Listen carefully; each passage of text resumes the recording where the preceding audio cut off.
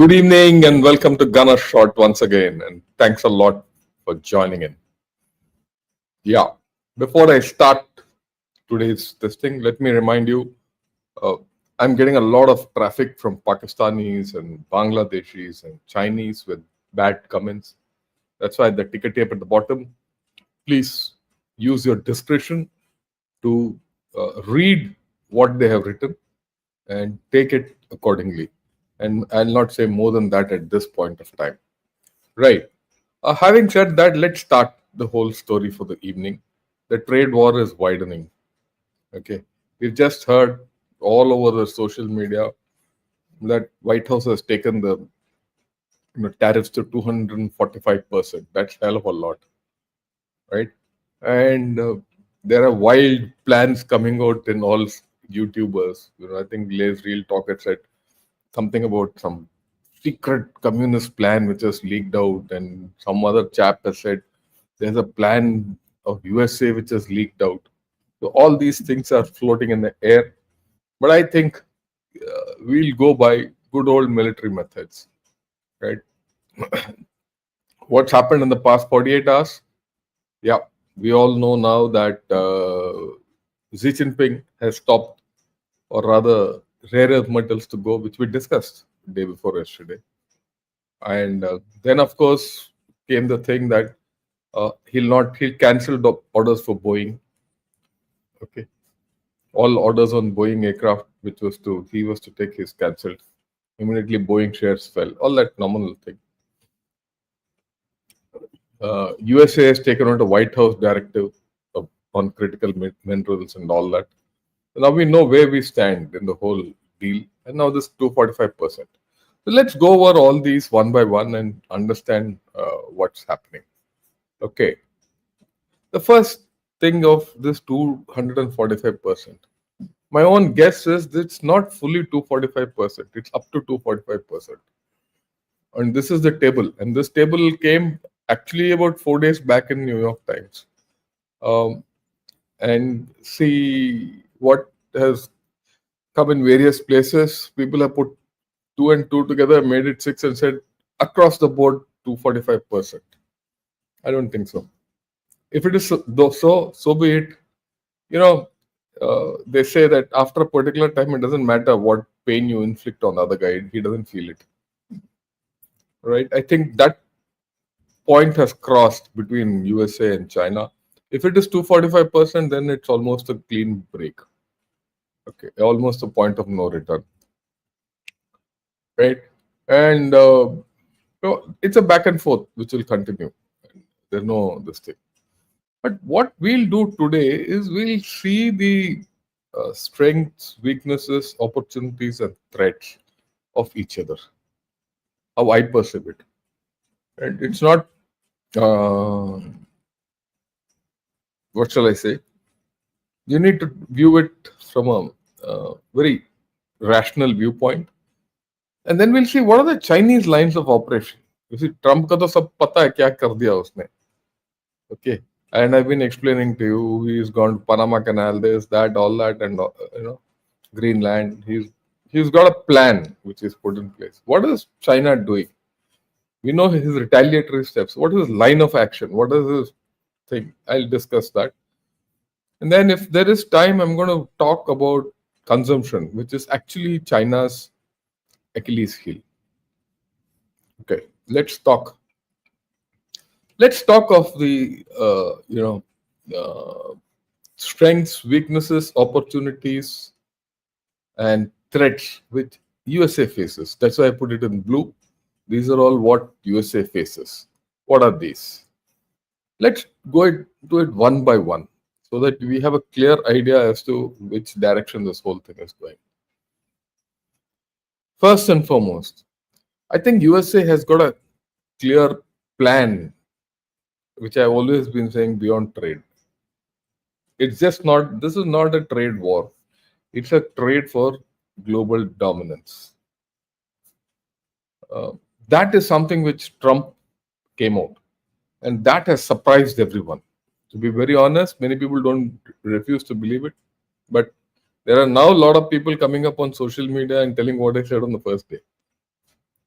So when you watch what we talk, you forget value for money or no money. It doesn't matter.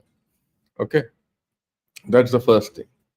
The second thing, which I think is critical to this whole story, is that USA has a strong economy. Its economy is strong. Fundamentally, it's the strongest. It's not only the largest economy; it's the strongest economy at this point of time. And the well-being of the global economy depends on the US economy. It's got a very strong military. It's got the strongest military on earth. Notwithstanding whatever you talk about China, US military is still, with its number of bases, it's got about 108 bases.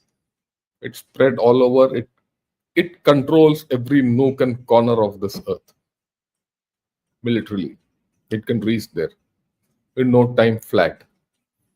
Okay. One of the good strengths which USA has displayed is that it has got a determined leader in Trump.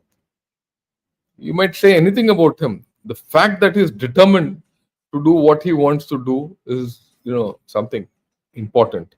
In fact, his determination came out the way he fought back from all his court cases and all, and he's come up here.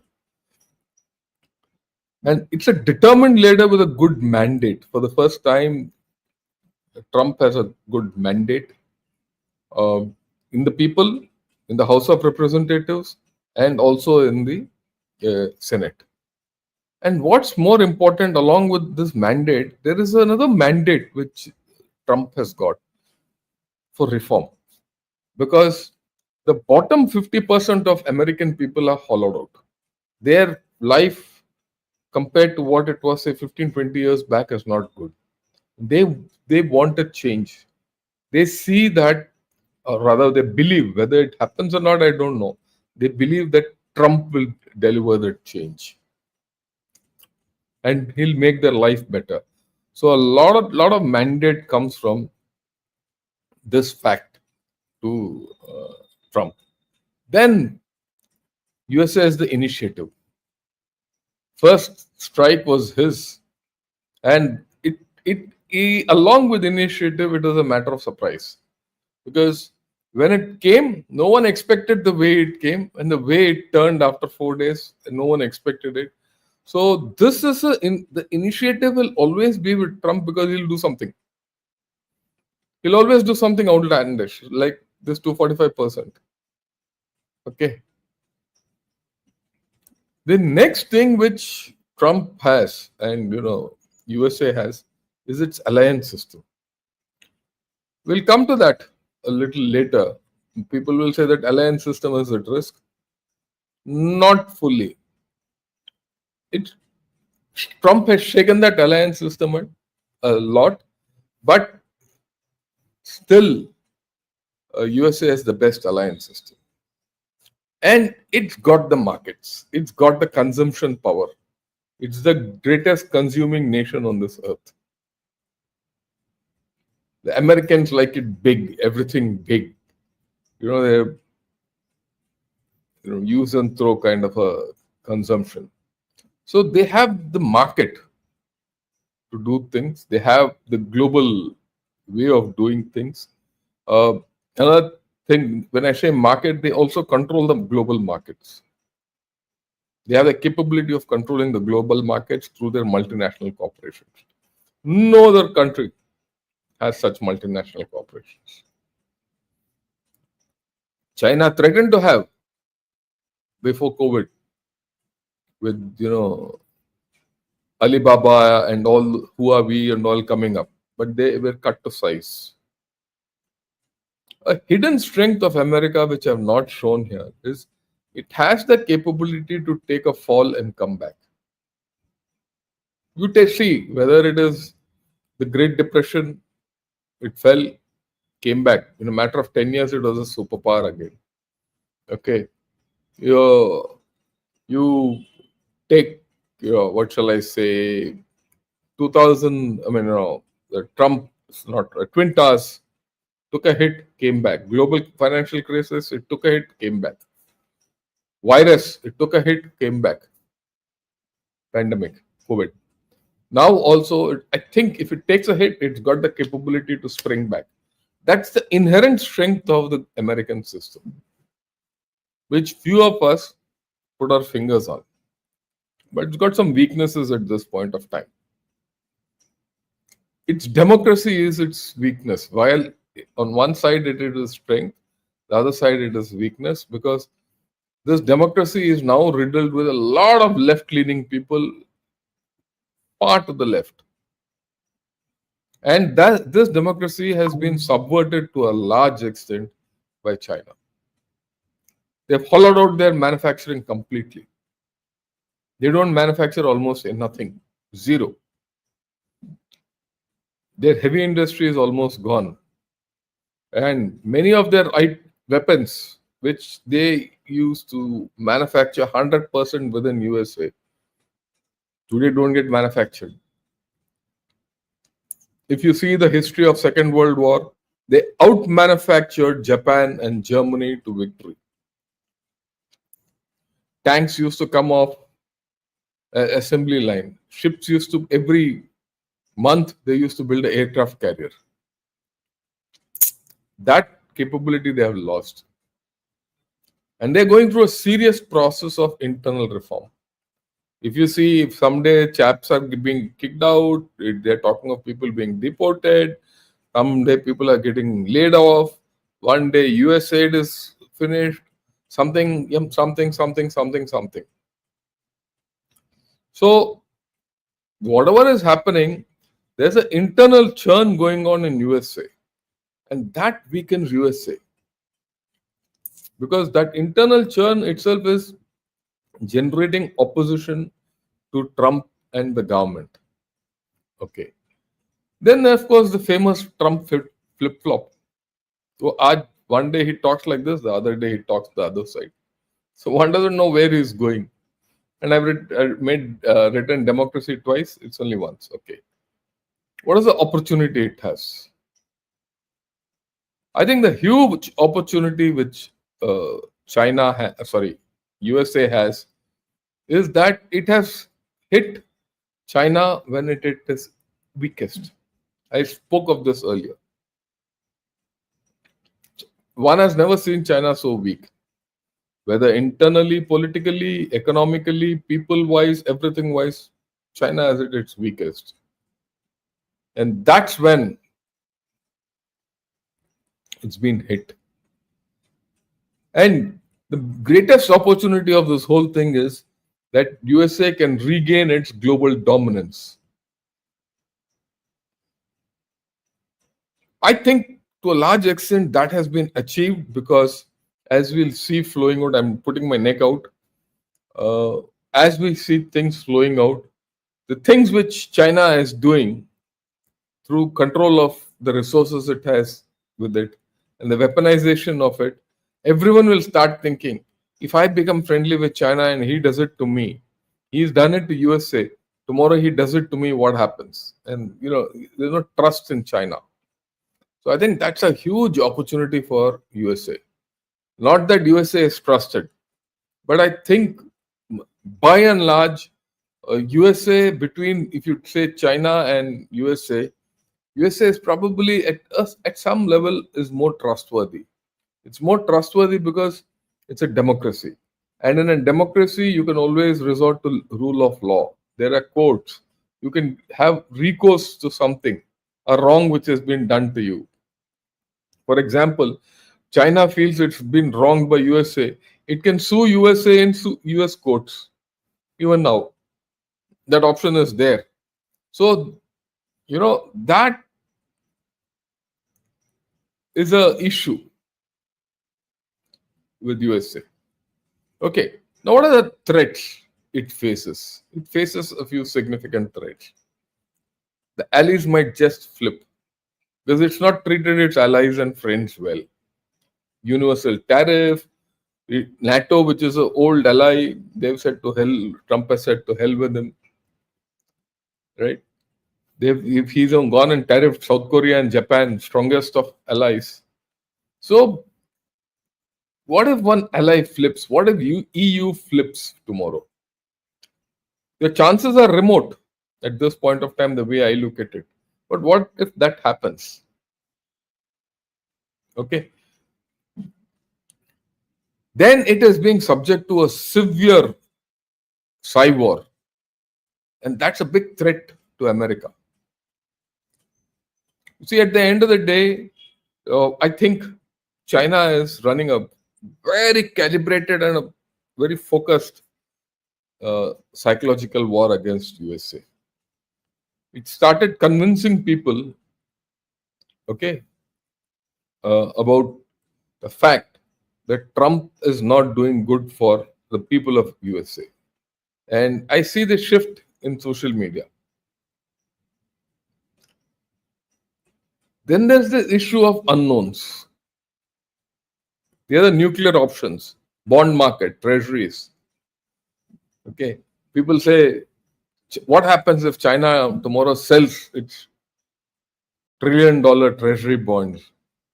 Well, US economy might collapse.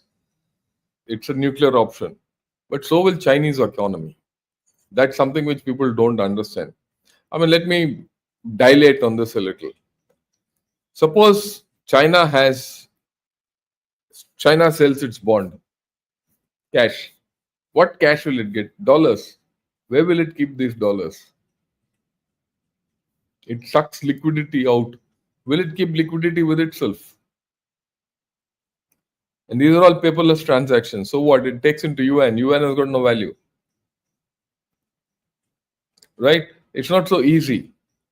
And then if China does that, then its ability to trade with others is zero.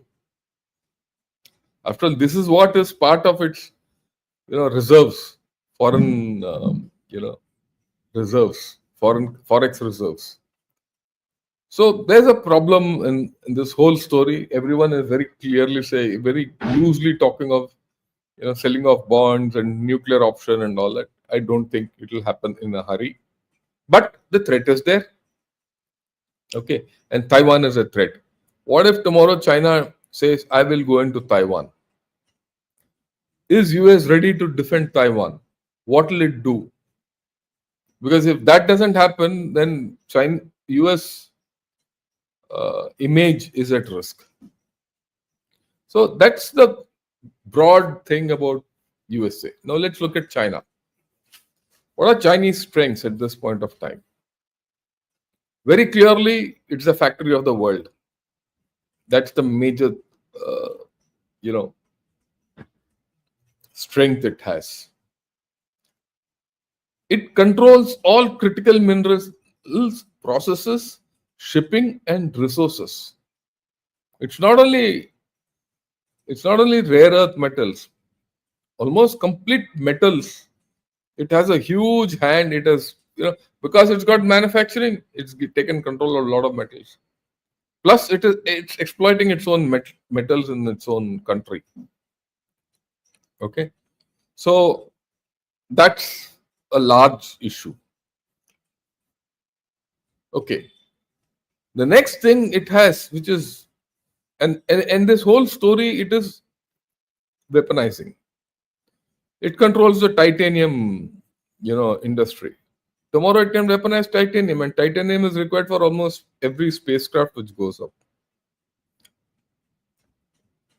The next strength it has is it has control through dictatorship. Unitary control through dictatorship. Only one guy is speaking, Xi Jinping. So whatever he says goes down. It's almost like a military command. And it's backed by a strong military. Whether we like it or not, PLA is a strong military. It's got many weaknesses, but it has quantity. Quantity has a quality of its own. So that's the thing. The next strength it has is it has the capability to undertake economic coercion and weaponization of its strengths. I mean, not very many countries can do that. It forces people to take action. Now you debt trap a country and then you force that country to take action the way you want. It's almost did it with us. So we know it well. Then, of course, a major strength of China is its ability to carry out psyops and info ops. Huge. And that's on display now. I told you how many ways they're putting off their info war is amazing. I wish we adopt at least 50% of those themes. We'll be better off, right? And China has this unique ability of withstanding punishment. And this is something which we have to understand from history. The only thing in this strength is that will modern China be able to do that? Modern China took it on for about a couple of years during COVID, but ultimately they broke. Okay. So, this ability. Now, the point is that how long is this ability needed or will stand China in good strength is a question mark. Okay. What are its weaknesses? It's got a lot of weakness. Like I said, it's a weakest since I've seen China for a long time. The last time I probably saw China so weak was, Deng Xiaoping time. Maybe Gang of Four, Tiananmen, that type. Today it's got a deflating economy. Its economy is hemorrhaging. Notwithstanding the fact that today it came out with 5.4% growth, economic growth. And I'll talk of that a little later, if we time permitting today. It's got very little consumption, huge overcapacity. What it produces, it can't consume. What it produces, no one else can consume except USA. That's why they're stuck.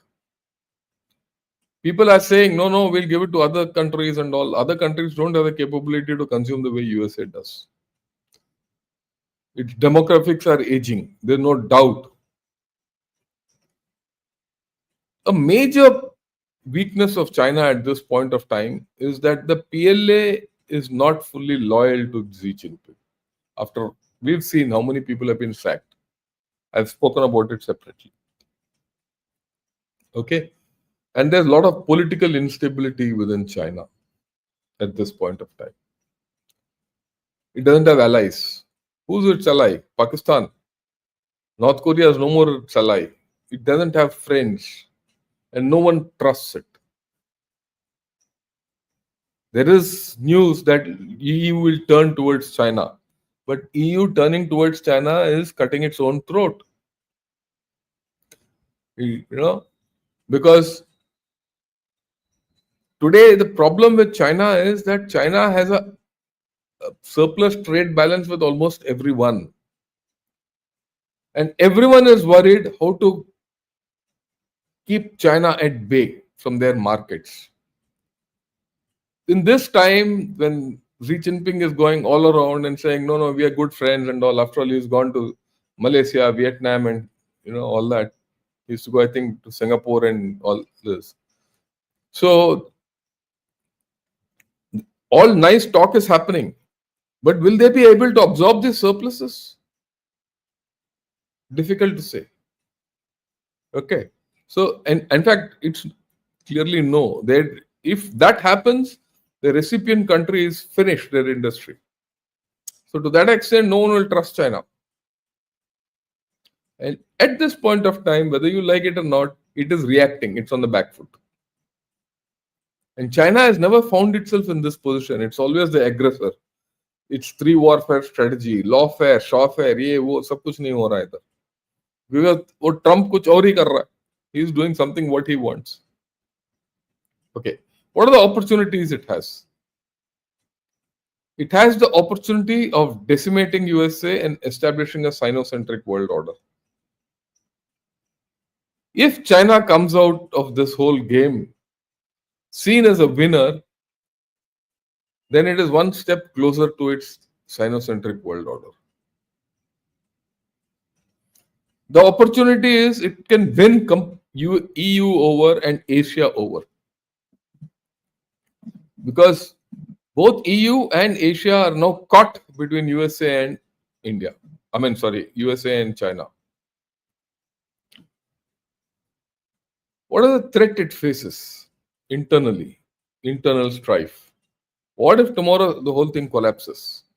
People go jobless and internal problems start. Then China's gone. Okay. And the next threat it has is that China itself is too invested in USA. The people, the complete CCP leadership has put too much money in USA. Their flats are there, their bank deposits are there, the children are there. There are almost 3 lakh Chinese students today working in USA. Again, I keep saying this. I'll repeat the story. Once I was going in a train when I was in service in a pretty tough area. I was going in a train with a corporate chap. So he was going to go to that area and do some deals. All I said, aren't you worried of going there because the security and all? He says, I'm not bothered. I asked him, why are you not bothered? He said, all these militants and the leaders and all that have children studying in Bangalore and down south.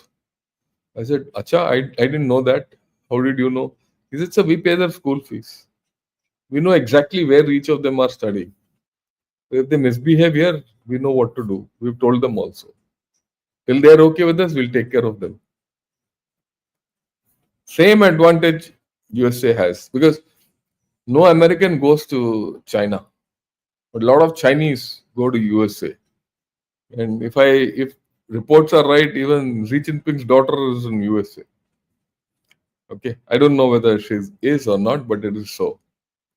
So that it's too invested in USA, and it makes tomorrow if USA collapse, it also will affect the fortune of all the rich and the powerful guys in China. Would they like it? They won't. Okay. They're also got their unknowns, nuclear option. What if tomorrow USA says all Chinese firms are no more listed on the stock exchange? Finished. What if their assets are all frozen? Like it happened with Russia. All your assets are frozen. Then what happens? So there are limits to these nuclear options being exercised. Okay, and it can do nothing. Right. The danger in this whole story is if it keeps escalating. And what if this escalation turns into a shooting match? Can China afford a war? USA might or might not be able to afford a war. But I'm very sure today China can't. China can't afford a war. And then Taiwan is a problem for it. Now, in the bravado of everything, if it goes into a war with Taiwan and can't pull out, then what happens? So that's a threat. Loyalty is a threat. Xi Jinping doesn't have loyalty. Today, loyalty is a major problem within the PLA and the political circles. And the biggest threat China faces at this point of time is that deglobalization is a reality. And if there is deglobalization, the person who will suffer most is China. And China knows that. And to my way of looking at it, it is unavoidable. And to that extent, you'll find a different China coming up ahead. So these were some of the strengths and weaknesses which I thought I must put across to all of you, right? And okay, we have time, so I'll go ahead. What are the lines of operation? China has very clearly shown that it is determined to fight. It's going to fight. It's going to fight to the end. And they've invoked Mao also for all this. They mounted a terrific, that's the first line of action. They've signaled to USA, we are in for a fight. To a large extent, like I told you earlier, they got suckered into it. I think that was foolish on their part. But they're determined to fight. The second thing, Their information and cyber has been of a very high caliber. They did it against us also long back, but they're repeating it now. Then they are able to reciprocate to Chinese or US actions on the fly. As so, they're well prepared, and they're very clear that they're going to reciprocate to any actions by Trump. Then the next line of action, which is in play today, since already Xi Jinping is in Kuala Lumpur, he was in Vietnam, all that, their outreach is on to build alliances and friends. They've already reached out to EU, right? All that.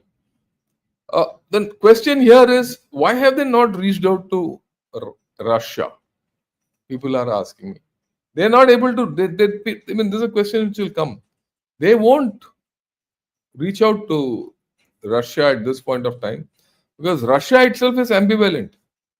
Russia is in talks with USA for the Ukraine war. See, one of the things which I missed out in the SWOT analysis, or the threat which China faces, is that alliance which they were building, China, Russia, Iran, and Korea, that's no more valid today. I don't think it's valid. That's gone. Okay. Oh, so like I said, they're building opinion. There's a heavy outreach. They've reached out to India. They've reached out to EU.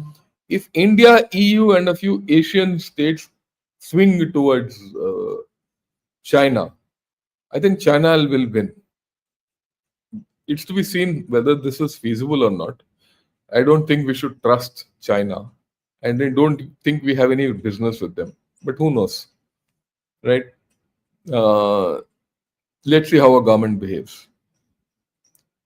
It's also operating to split US opinion. It's feeding into the dissent within USA, and it's feeding in very nicely. There's no doubt. And their escalation is pretty calibrated. They're very clear as to what they're doing. So they have a game plan ready and well prepared. The question mark here is in Chinese lines of operation is military preparation. Are they up to it completely? I don't think so at all. Okay. Now, what has USA done in the past, say, 48 hours? One is this: White House has put out its directive for economic resilience through section action, as per their law for rare earths and critical minerals. They're taking a stock as to what they have, don't have, what they need, don't have, and they're going to take. And they've said Trump has given 90 days to the Commerce Secretary to carry out an investigation and come back to him and tell him what to do. Oh, well, some people say that it has, China has caught USA flat-footed. I agree. There are contradictory reports coming out whether USA has adequate rare earth materials or not. Some say there is stockpiling done, some say no. But the fact is that USA knows all the techniques. USA has the, basic ores. There's a place called Mountain Pass in California where they have mines, rare earth mines. And they have Australia and Canada. So within these three, they should be able to get some mines or minerals out. They might not have all what they want, but I don't think they'll be in a position where they're completely dry. Interestingly, if you see and read, I was reading about Indian rare earths and all that today, because tomorrow we'll talk of Indian rare earths. China has been shipping ore. Actually, I told you the other day also. China is shipping ore to USA is shipping ore to China for refining. So now they have to do this here. So let's see how this thing goes. There is time, but I don't think there's a panic in it. Okay, Trump's gold card has been successful. Okay, it will just watch this small discussion you'll understand. Speaking of potentially great ideas, can you tell us about the Trump card? Sure. So Whose idea was that? And how did that come about? John Paulson had a call with Donald Trump and was talking to Donald Trump and was kicking around the idea of we should sell, right? Why do we give away visas? We should sell them. And they're talking about it. Donald Trump calls me, gets me on the phone, right? We all talk about it, right? And then we go from there. And then my job is to figure out, like I always figure out, how to do it. What's the path? Do you have Let's a go path? figure it out. Of course. About 2 weeks from today, it goes out. Okay, Elon's building me the software right now. Yeah. Right? And then out it goes. And by the way, yesterday I sold 1,000. Oh, you did? I got a poly market I created on how many are you guys going to sell this year. So Cool. yeah, curious to see how many. That's fantastic. Do you want to tell people Yeah. just the rough? Yeah, what are broad the terms? strokes? Okay. Yeah. So if you're a US citizen, you pay global tax. Yeah. Okay. So you're not going to bring in outsiders going to come in to pay global tax. So if you have a green card, which used to be a green card, Yeah. now gold card, you're a permanent resident of America. You can be a citizen, but you don't have to be. And none of them are going to choose to be. What they're going to do is they're going to have the right to be in America. It'll be $5 million. And they have the right to be in America. They have the right to be in America. Permanent as long as they're good, residency. Yeah. as long as they're good people And they're vetted. and they're vetted and they can't break the law. We can always take it away if they're like evil or mean or So this gold card seems to have worked. As per reports, they have already got about 1,000 people who have bought gold cards, and that's a lot of money, right? And a lot of people who are prepared to pay, and each member of a family pays $5 million. So if there's a family of about 4 people, $20 million to get a gold card, and this gold card is very nice. It seems to be a flexible thing. You don't have to be an American. It gives you permanent entry into USA and things like that. And Trump is set to make money out of it. In fact, Trump is set to make money out of the 10% tariffs also. After all, the whole world, the baseline tariff is 10%. He's making money out of it, whether you like it or not. So financially, I think Trump has done a good thing. Okay. But then we'll see how it goes. trying to dis. The Japanese prime minister recently said No. he's not going to rush to get a compromise This is Scott negotiation. Bessent, How their quickly do you Treasury think you Secretary. can see these deals come to fruition? Well, again, I think there will be advantage to our allies, especially, and a first mover advantage. Usually, the first person who makes the deal gets the best deal. So So who do you think will be first? it's their choice. Is there a handful of countries that you expect to have a deal before the 90 days is up? Oh, I think there could be numerous countries. And look, it may not be the actual trade document, but we will have an agreement in principle and be able to move forward from there. So are we talking about a dozen or 70 plus? Look, I think it's going to depend, but we're going to move with all deliberate speed. And again, it's going to be a process. It's going to be USTR, who just has mountains of data that they've been collecting over the years. Because in a funny way, the tariffs are the easiest part. So a country with high tariffs, you can just say, okay, this, get rid of it. It's the non-tariff trade barriers that are more insidious, more difficult to spot. And it's probably going to take a little longer to exercise those demons. So interesting. What he says is he's got enough countries lined up with whom they are negotiating. So a lot of people are negotiating with US because none of us can, get away from US. You might like to get away from China for trading, or you can cut down whatever, but not with US because a lot of other equities are there. And the interesting part which he says is non-tariff barriers, which means they've got a very clear plan. What is non-tariff barrier? Like Vietnam, take Vietnam. So Vietnam will now face a lot of non-tariff barriers to cull out China. How much Vietnam will agree to it or not is a question mark. But that is something which he said the non-tariff barriers are the tricky ones, and he's going to navigate it. And for the first time, someone is aware of it. Now, if USA is in the next 90 days is able to negotiate this well, then China is in trouble. Let's be very clear. Okay. This I'm telling you now beforehand itself. Okay. See, the next thing, naturally, Trump has said, look, why is Vietnam and Xi Jinping talking? Because they want to screw us. So they're very fully aware what's happening in this visit between Xi Jinping and Vietnam. Okay. And USA has also, fired off at shipyards. How? Now the new executive order says anyone who comes to USA with a Chinese ship or in a ship with Chinese goods, all there's entry fees. Yeah, and you can't go and build in a Chinese yard. So I think this is also it's a facet of tariff which has not come out directly, but these are indirect things which have happened, and that has heated up the whole atmosphere. And we'll see more of these which will come out. Okay,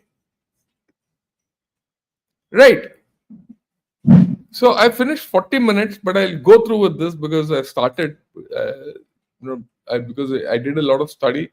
Might be a little long today, but worth it. The Achilles heel or the Achilles heel of China, to my way of looking at it, is consumption. I did something 2-3 days back also on consumption. Consumption, bad show for China. And there's a lot of chatter, right, on in China. These are the headlines from Guancha. It talks of China-Russia equation. If US doesn't take China seriously, it'll get crushed. And the first phone call from China was to EU. They're very confident. This is all internal, for consumption, for internal information to people who read Mandarin, Chinese. They say, look, we are on top of the situation. So China is facing, like I said, an internal issue. So there is an internal info war going on. There is an external info war going on.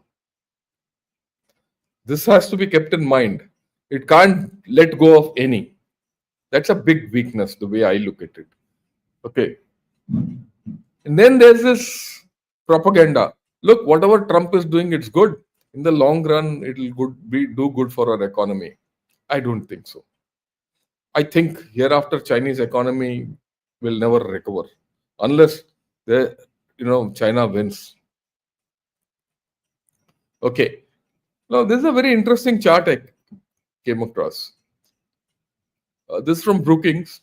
This is of 2021. This is an old chart, but have a look at it. Have a look at what it conveys. Right? It conveys this. It conveys the number of people who spend more than $11 a day. Okay? By country. 21. You see that India, the number of Indians who spend more than $11 per day is much more than Chinese. And I don't think this would have changed. Despite the fact our per capita income is today, as of today I picked it out of the net, is $2,900 per annum. And the Chinese per capita is $25,000. Despite this, the Chinese don't spend more than Indians $11 per day.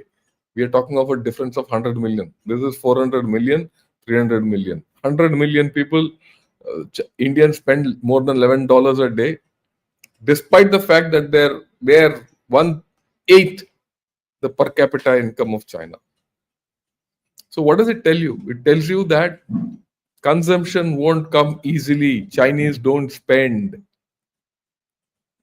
Okay, and why? The answer is here.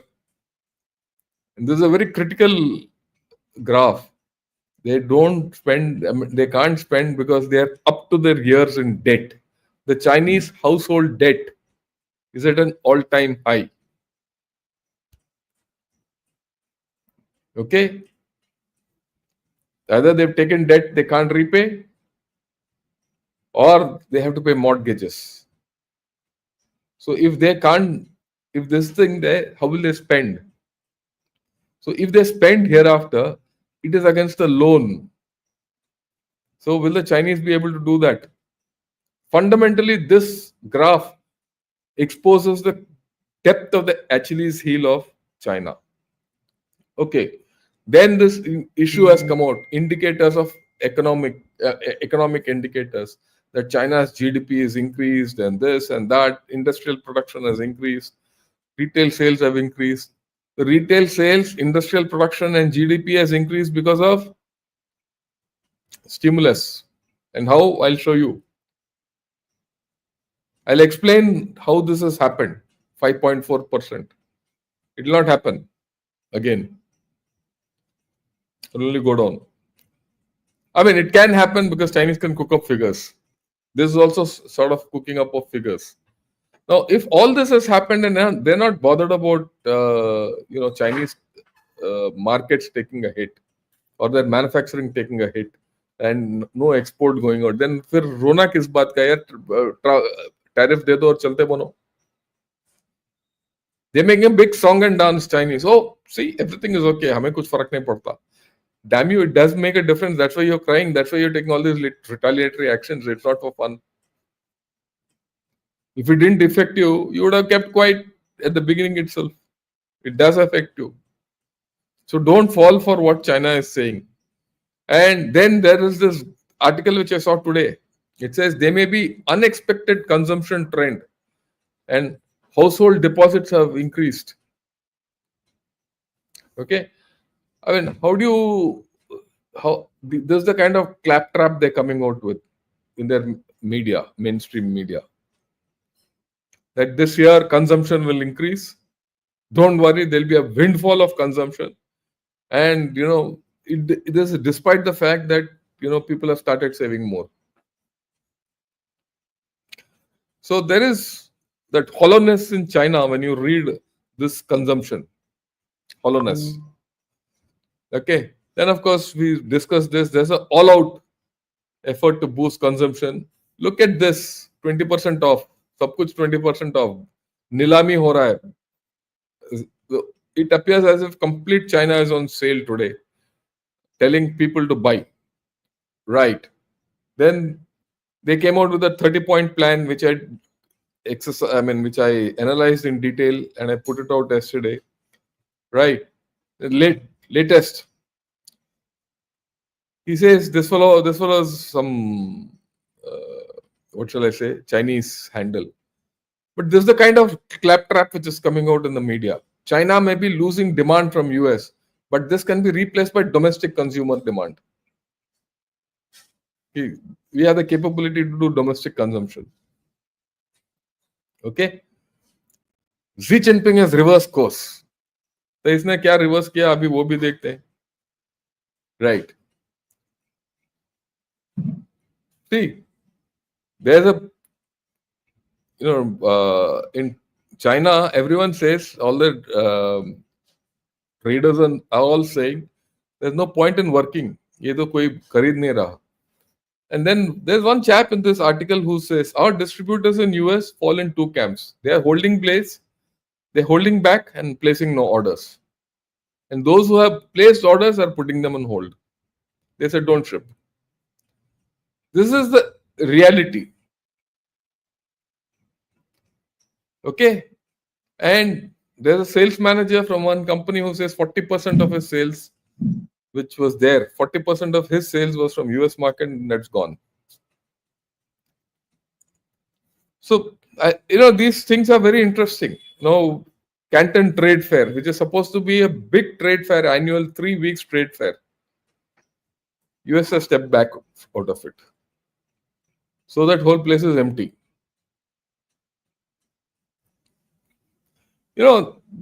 This logic you have to understand. Why do people come to Canton Trade Fair in droves? They come, they see the equipment, and then the deals are made. Some deals are made direct, some deals are indirect. That is okay. You don't want to buy through China directly because you have to beat that China plus one trap. So go to Vietnam. We'll sell this to you through Vietnam, but do the deal here. This time, no one is going there because they can't do the deal with Vietnam or Cambodia or Malaysia or China. So no one is going. Even Malaysia is part of that. Huh? Why do you think Xi Jinping has gone to Vietnam, Malaysia, and whichever third country is going? Only for this. Because these are the outsourcing. Malaysia does a lot of chip packaging. I mean, just look at it. It's a small country. They do chip manufacture. We don't. हम इतने बेवकूफ हैं. Okay. This is another interesting thing. All factories in Vietnam are now working overtime to ship to US. Why? Because their rate has gone down to 10% for the next 90 days. Before those non-tariff barriers kick into Vietnam, so the American markets won't go dry, contrary to what people are thinking. Vietnam will have a windfall. China might not have. Those Chinese factories will suffer.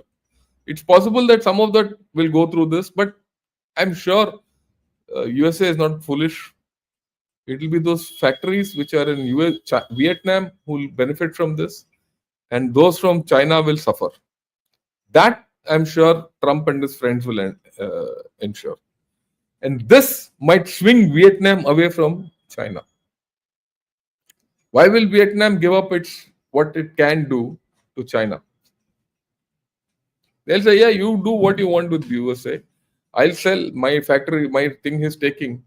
And USA will dangle a carrot in front of Vietnam. He'll say, okay, you want your stuff to come to me? Fine. Pay 20% tariff and this thing and keep USA out. And this is what the playbook of USA is with almost everyone now. You want to deal with me? Get out of China. So there's a thing going on. Whether this will succeed or not, we'll see how it goes. Okay.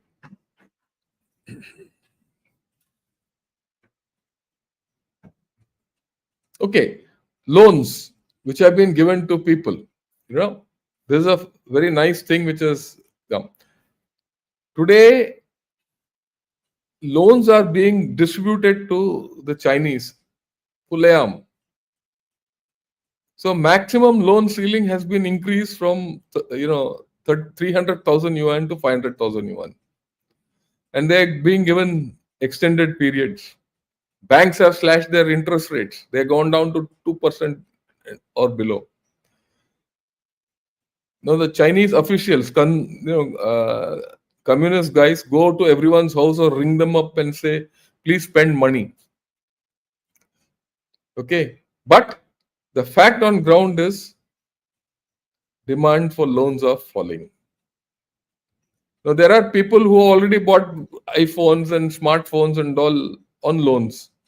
Oh, they say, yeah, Abhi, how many more loans can I take? They say we don't mind, taking more loans if we get interest-free loans.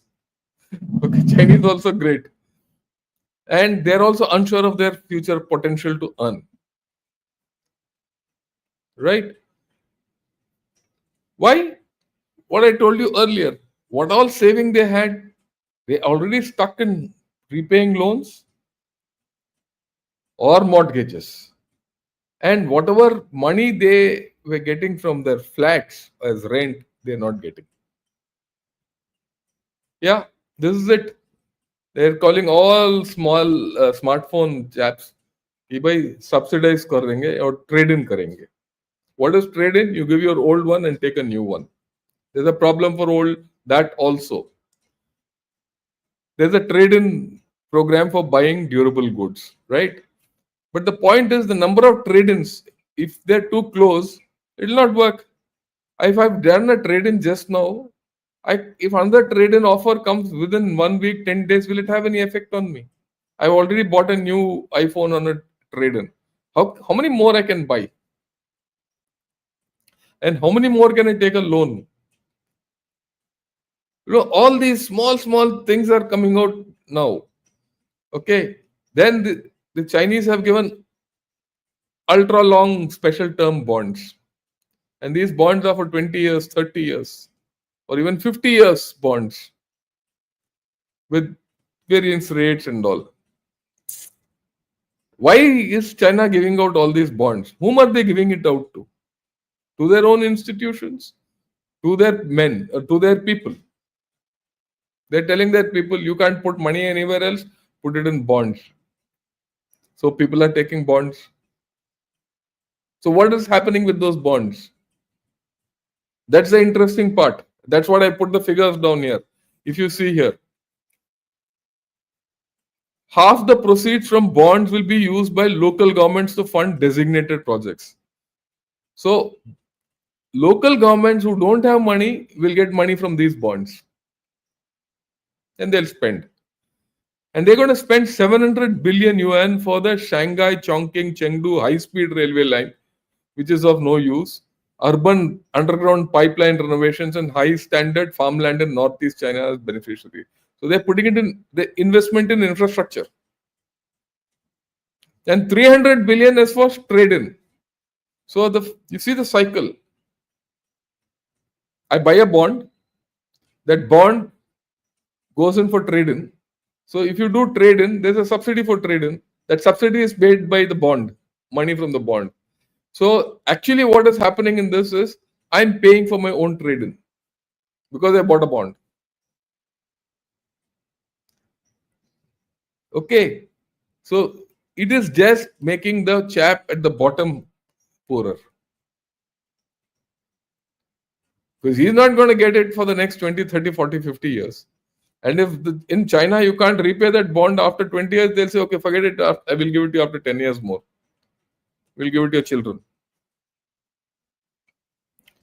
So, and 70% is going towards infrastructure and 30% for consumption. So, trade in kar liya, consumption ho gaya. That's only 30%. 700 billion is going for infrastructure. What is the requirement? Exactly opposite. They should not be putting in infrastructure, but they're putting. This is the truth which is coming out of their newspapers. These are all exact lifts. I've just lifted out of their newspapers and I'm showing you figures. Okay. Now, there's this article which says 5.4% growth of GDP. You see, someone has carried out an analysis and he said this. GDP growth driven by consumption, exports, and hard budget private sector investment is lower in this 5.5% growth. GDP driven by investment in infrastructure and favored sectors of the economy will be higher. So you go back to this bonds. So GDP driven by these bonds in the region of 70-30, 70-30 on infrastructure, which is wasted. That's the GDP which has grown here. Precisely what they should not do, they've done. So that is why all this fakery which China is doing will harm them. That's the fundamental. Okay. Then there's a subsidy scheme. Whole lot of things you can get a subsidy. 15% subsidy for purchases, 3 categories of products and all that. They can, each one can, the maximum subsidy of 500 yuan for each purchase. A consumer can enjoy price of, reduction of only on 1%. Yeah, all those. Can you imagine 26.7 million consumers have applied for these subsidies? Okay.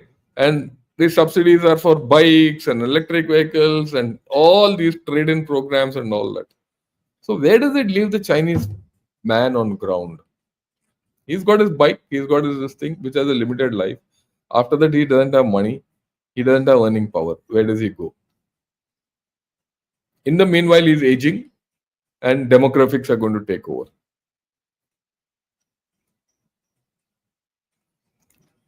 And of course, rent has gone down.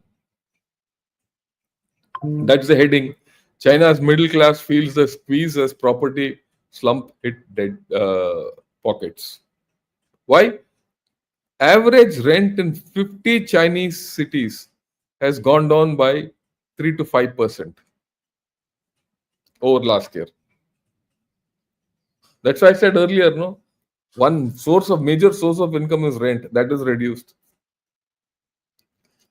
Now, property income, which is falling, has a correlation with consumption. If I don't get money from my rent, why will I consume? And their consumer confidence index of China has dropped from 121 in January 22 to now it is 86.4. Below 100, it is not confidence. It is lack of confidence or weak confidence.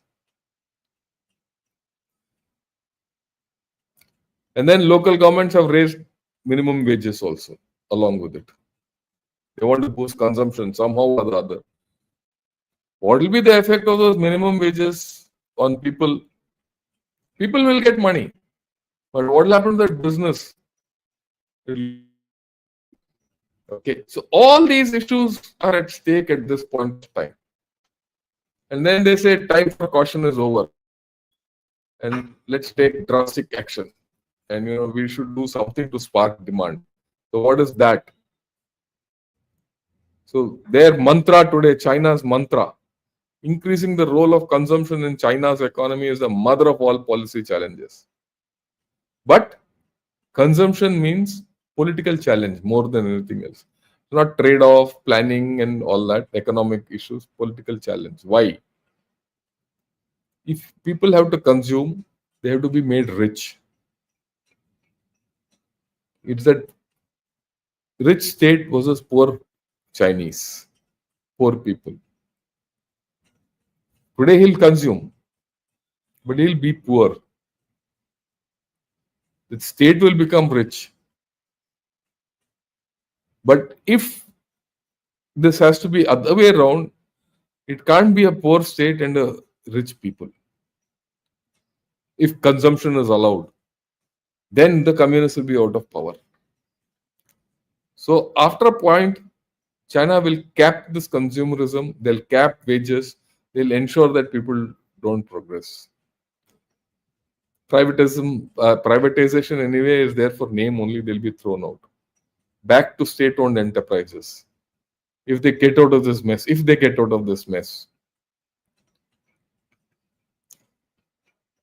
Okay, you're going back to the same story.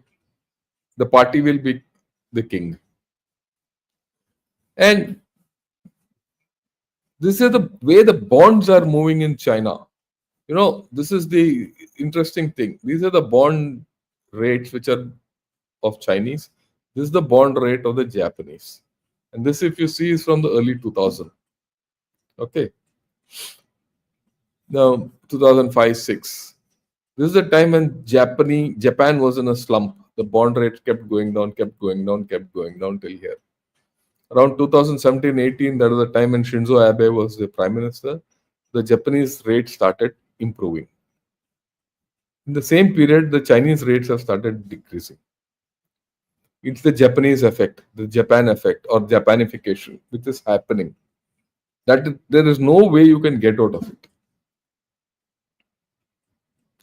So overall, if you see, China has a weak hand. And there's the last slide. And it's an interesting slide. Because this has come out in today's tweet. Though this is in Chinese, what is written is here. On 15th April in Chengdu, Sichuan, there was a banner which was hung. This is the banner which was hung. What was written on that? There will be no national rejuvenation without political system reform. The people don't need a political party with unrestrained power. China doesn't need anyone to point out the direction. Democracy is the direction. It's a spark. The question is, will this spark be strong enough to light the fire? Well, let's see how it goes. Because there's something which I cannot predict. But this is the effect. If today it has happened in Chengdu, tomorrow it happens somewhere else. All that we'll see. A lot of people will say China has a super plan, they'll go military, all that. Remember, the Chinese internally, the PLA is weak. Politically, there's a lot of rift. There's no trust in China. Overall, why am I going into all this? I'm very clear in my outlook. It doesn't matter me whether China wins this trade war or USA wins this trade war. It doesn't matter me a sausage. I am looking at China purely from an Indian perspective. Whatever happens to China, I need to predict, I need to make an analysis. I might be wrong, I might still go wrong completely, but I don't think I'm going to go wrong so much. A China which is weakening is it will threaten India. There is going to be pressure on India. If USA succeeds, there will be pressure on India to buy more from China. It's going to come. Already that outreach and all is started. How will we behave? How will we make deals with China? How will we make deals with USA? Both is the $1 million question. And also, remember, our own government, despite the big talk of many things, make in India and all that, has not been successful in industrializing this country. So to that extent, we have a weak hand. There's an opportunity for us to do many things. I agree 100%. And we will do. I'm confident of that. But the dangers come from an unstable China. Right. That's all I've had to say today. I do hope you people have liked this video. And if you do subscribe to the channel. And I would also request you people to press the like button and join Ghana Shot. And I also would like to reiterate the fact that those of you who have already been members, I'm grateful to all of you. Okay. Right. Yeah, pleasure to go through your slow but deep, intense analysis. China cannot recover. I think Trump has given us a good opportunity. He's given us a very great opportunity. We should not let go. Okay. And then Parth Sane, thanks a lot for becoming a member along with me. Right. Yeah, it's a bitter truth. Make in India has failed. There's no doubt. Barring a few sectors, we have not been able to succeed. But therein lies the challenge. Can we come out of it? This is the opportunity again. Okay. Seeing China on the back foot, what are the chances of China starting skirmishes on the LAC to save his face domestically? I don't think he should do it because it's easy to get into a war, but difficult to come out of it. And especially when you are having a economic crisis with USA, to get into a skirmish with India, okay, at this point of time is asking for trouble. What if this goes out of control and this escalation follows a different spiral and you're locked in a war, in a hard war, or even I wouldn't say hard war, in a hard skirmish? India won't sit back. And then India will put all barriers on China. So I don't think he'll come here. The more likelihood is Philippines or what shall I say? Taiwan.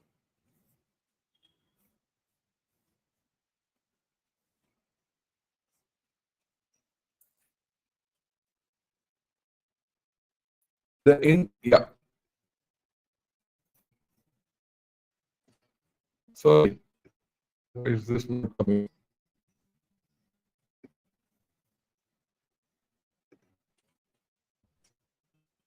Oh, some questions are not coming. Let me see from the top.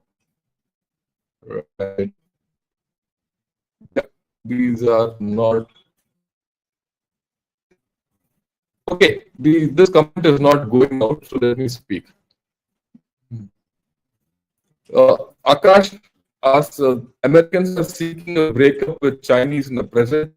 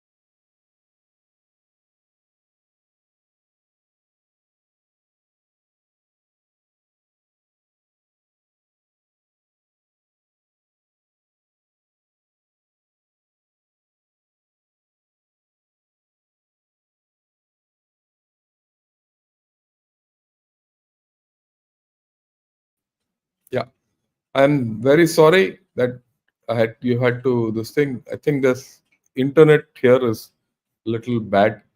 Okay, so let me continue with what you people had to. Yeah, Americans are seeking a breakup with Chinese in the present. After breakup, the next logical step would be to set up the new terms of engagement with equitable benefits. Your views? I think so, but I don't think it's going to happen in a hurry. My own view is that it will happen slowly. Okay, as things go along, we'll evolve into it. Right. Parth Sane, good evening and Jai Hind. Uh, Tariffs will raise inflation, and will the USA local industry fulfill the demands of USA buyers? $1 million question. I don't think it will happen. I don't think it will happen. It's not going to be easy for USA. And to that extent, both the US and the Chinese economies will take a hit. The only difference is if Chinese economy takes a large hit, it might not recover out.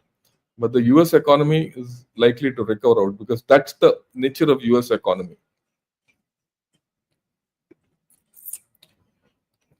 Yeah, there are reports that Chinese entrepreneurs are offering consumer goods at 5 to 6% of the global cost.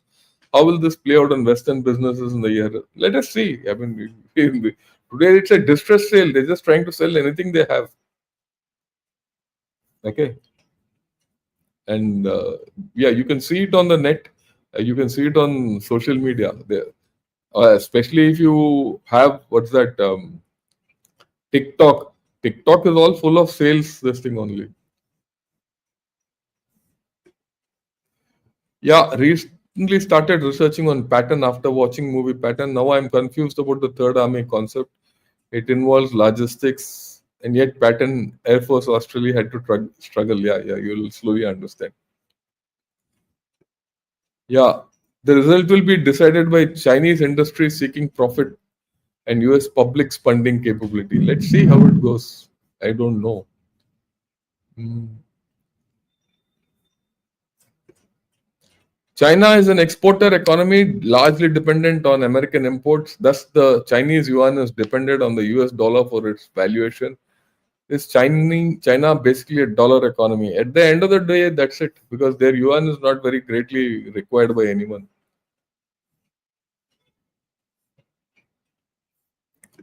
Can you do a lecture on Patton? What did he actually do? He was not so great a guy. Let me be very honest with you. He's been hyped up by that picture. Okay. If you see Second World War, what Patton did a few good things, but he wasn't that great a guy. Yeah. So your coverage on rare earth was amazingly good, covered in such a structured manner that it addressed all aspects. The same goes for the coverage on thorium. Yeah, it justifies your love for the periodic table. Thanks a lot. Tomorrow I'll cover rare earths of India. Right? Tomorrow I'll do that and a few other things, 2 or 3 subjects small, because there's not much to talk about the rare earths in India.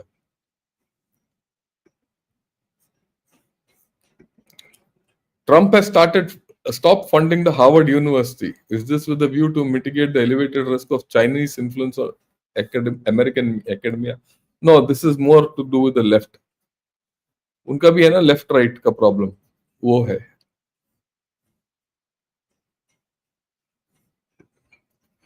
Yeah, sir, I don't see change in mindset of China. They don't want to discuss border issue with either of country.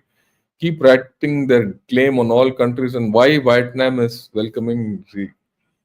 See, Vietnam doesn't have a border problem with China anymore, and Vietnam is also a communist country, and they're making use of the opportunity. Vietnamese are not fools; they'll play both sides to their advantage. As simple as that. Okay. So, and this visit by Xi Jinping was planned earlier. Okay, it was supposed to be some kind of Raja's visit to all his neighbors and all that, but it has turned out into a firefighting mission. That's a different story altogether.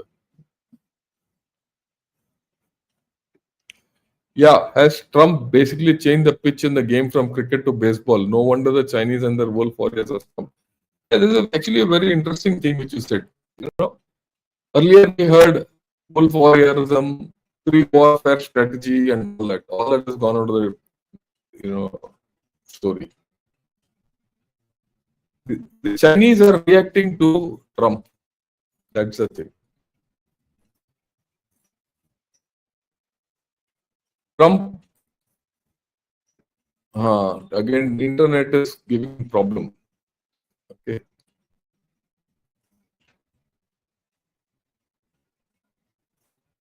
Okay. So the question is it possible that USA will fall into a recession?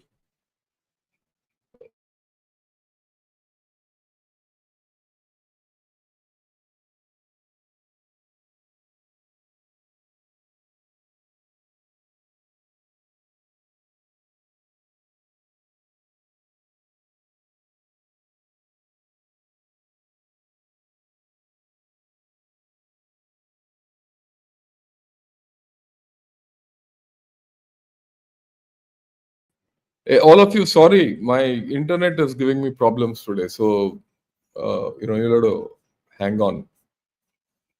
Okay, but I'll take all your questions.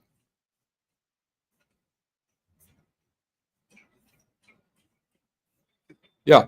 So, like we said, he's changed the game completely. That's why you don't see this three warfare strategy and all that happening. Lawfare.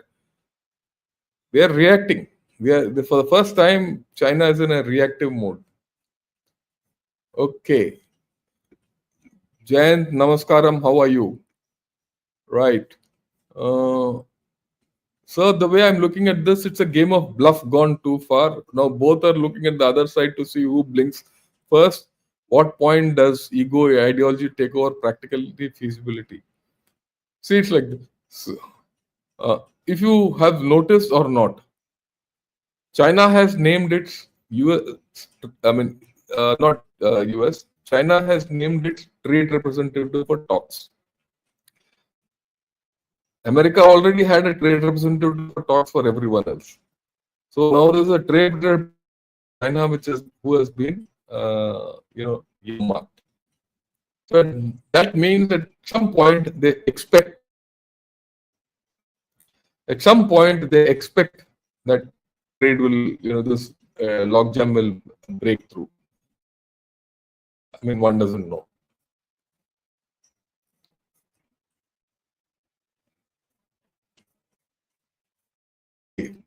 Yeah. I'm sorry, the internet is, saying, yeah. Yeah, the next question is, sir, how are Indian markets protected against Chinese dumping?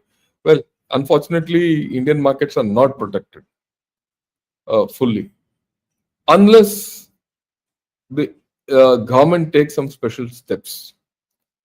See, the problem with us is, already if you saw, the Chinese ambassador put out a tweet a few days back that I've issued 84,000 visas in the past 4 months. That means every month 20,000 people have been going to China and coming back. That's quite a lot of chaps. Who are these guys? Businessmen. Okay. They'll find routes through Nepal, Shepal and all to get it in. So to that extent, we are at risk. Unless the government puts, adequate barriers up. The government is aware, but let us see how it moves. How are rivers navigable in India as opposed to China? Isn't that the reason for China's success? Yeah, the Yangtze Kiang is fully navigable. From Shanghai to Wuhan, it is fully navigable, whereas ours are not. That's the problem. Most of our rivers are not navigable.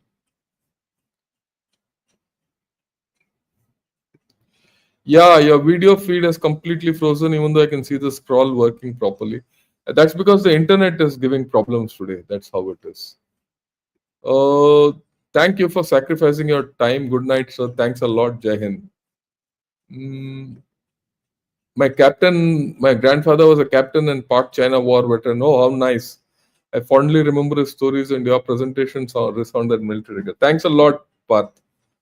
Yeah, wish your grandfather all the best wherever he is, even if he's up there. Regards and prayers for him. Yeah, Trump is playing pure businessman tariff game, and China will definitely blink. I also think so, but they will blink in a different manner. But let's see. Yeah, will India become old before it can ever become rich? No, I don't think so, and I don't think we'll become rich also. Let me be very honest. When the tariff wars come to some sort of equilibrium, to whom shall Africa sell its mining resources? They don't forget Modi ji's embrace of the AU Jai Hind. Look, all this embrace, so take hai, but when it comes to hard money, we'll see. Will China be left with enough money to do all this? Will China be able to buy all this and do all that? We'll see, because there's a way to go. Recently, you did not say India's industrialization was a failure, just unsuccessful thus far. But GNI per capita has been going through, could be faster, yes. Yeah, it's not failed. We still have a lot of growth. But has it grown the way we wanted? And, see, let me explain it to you. They say that, say, 5 years back, our industrial, we were 15% industrialized. Today, we are 13% industrialized. What has actually happened? Our industrialization has stagnated. Your GDP has grown. So, as a percentage of your GDP, our industrialization has grown down. But in real value, your industry has stagnated. But to that extent, we have not succeeded. We have not succeeded in what we wanted. Right now, we should have been at about 20-25%. That is where our government has failed.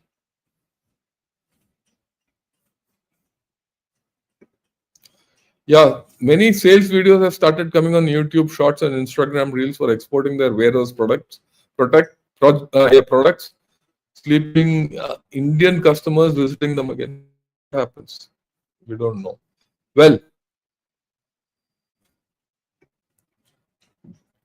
would you come to army as a professional? Not really.